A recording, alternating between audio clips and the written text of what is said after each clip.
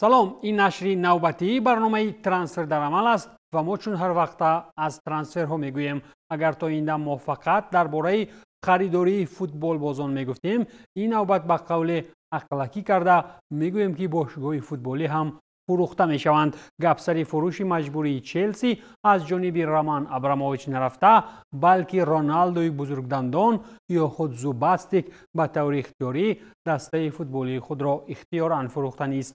رونالدوی برزیلی دسته اسپانیایی خود والادولید را با نرخ 40 میلیون یورو میفروشد. وقتی را برای او دسته 2 مرتبه از لالیگا به سگوندا رفت و بار سوم هم میتواند با این سرازیر شود. به یادتان میآورم که یک دسته دیگری رونالدو کروزیروی برزیلی بود که آن را زوباستیک سال 2021 با نرخ 70 میلیون یورو خرید و بعد سپاریدن کل قرضهای آن و برگردانیدنش به لیگ عالی سال 2024 آن را فروخت.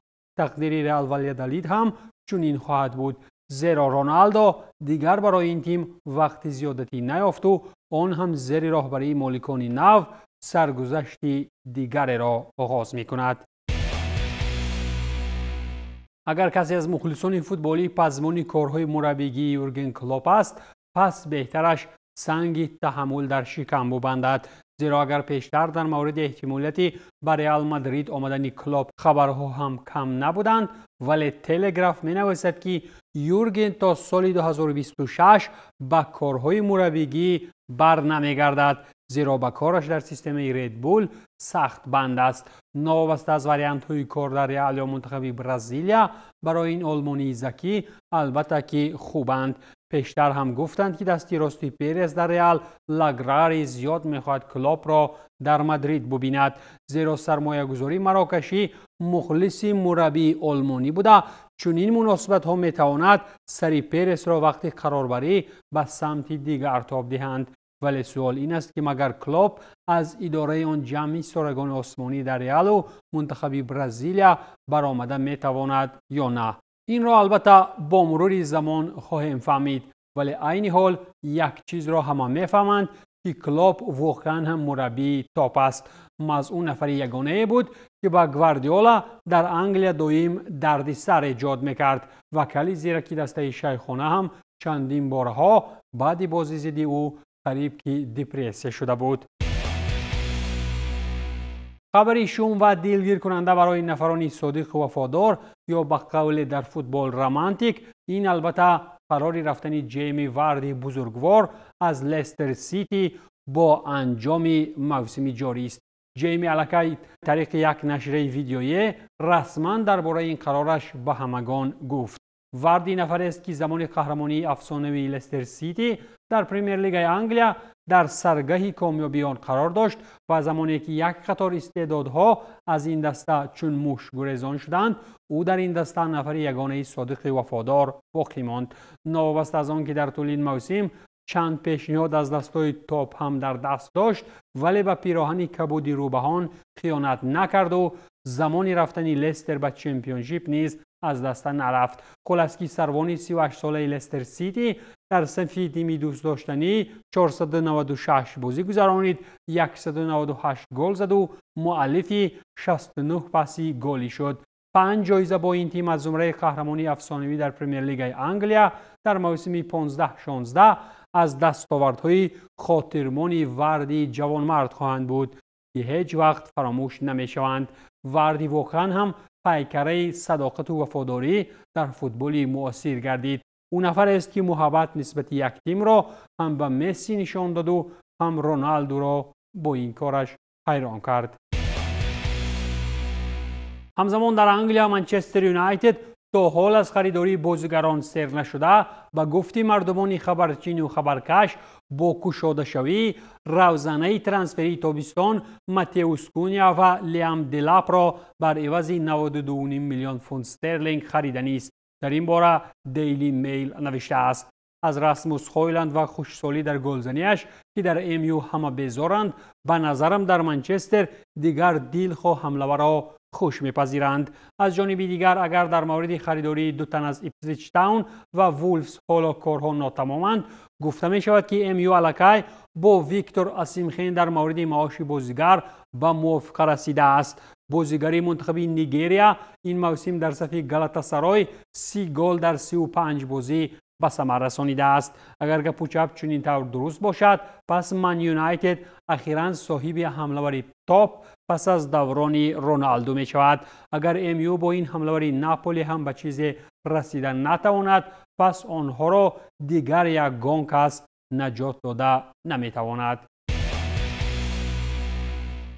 در آن طرف اقیانوس باشد در حالی که منتخب برزیلیا سراسیمه‌وار مربی می جوید خودی سابق سرمربی این تیم تیت وابسته به مشکلات جسمانی و روانی در کار مربیگیش تنفس اعلان کرده است.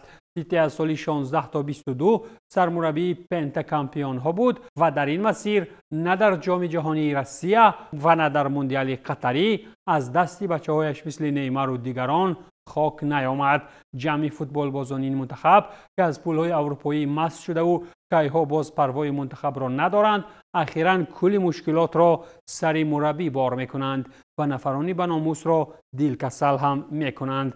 از این رو تیت ماه آگوست سال 24 وابسته به بیماری دل در شفاخانه بستری هم شده بود.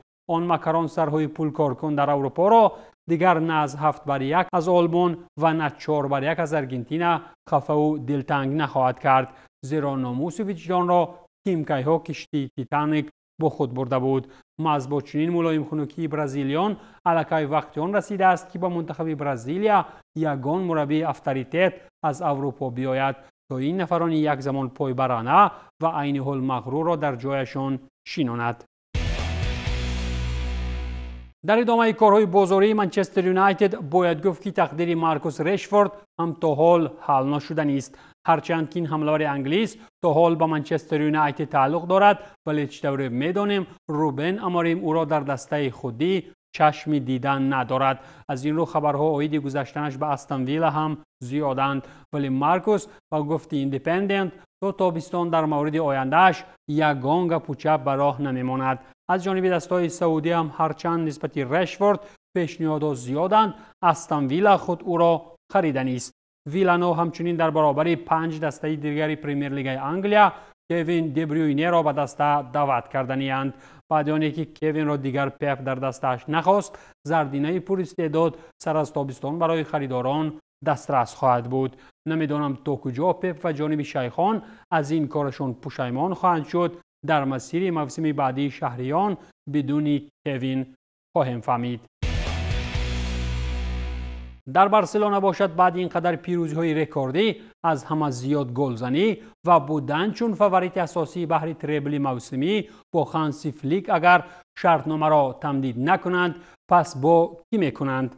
البته گفته می شود که هانسی فلیک با بارسا تا سال 27 شرطنامه را تمدید میکند. در آمدی گپ رکورد نوی دسته کاتالانی آن 40 ضربه جانب دروازه مالیورکا بود در این بازی پیش از قهرمانی. هرچند یک گل هم شده باشد ولی این رکورد میانی دسته‌های تاپ 5 چمپیونات اروپا در 3 سال نو یک بار تکرار شد. سگانه قوی خط حمله بارسا با جمعی سیوای شسنی و انتظامی جاری کرده مربی آلمانی دسته لاپورتا را به تیمی دهشت افکن تبدیل داد. این دسته می تواند موسم را با تریبل جنبست کند و در این راه ارزنده هم است. پس باشد که فلیک در بارسا هرچی بیشتر بماند تا که بچه‌هایش در بازی‌های ال کلاسیکو گل‌ها را به دروازه ریال یکی از پس دیگر روان کردن گیرند.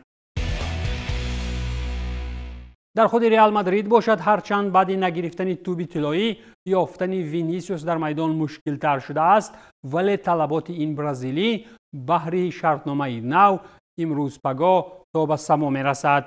بیشتر او از پیشنهاد 1 میلیارد سعودیان دست کشید و اکنون امید بزرگی به شرطنامه نو سرپول در مادرید دارد ولی چطور کدینا سر میگوید وینیسیوس با ریال در مورد شرطنامه نو با شرایط‌های بهتر تا سال 2030 به موافقه رسیده است.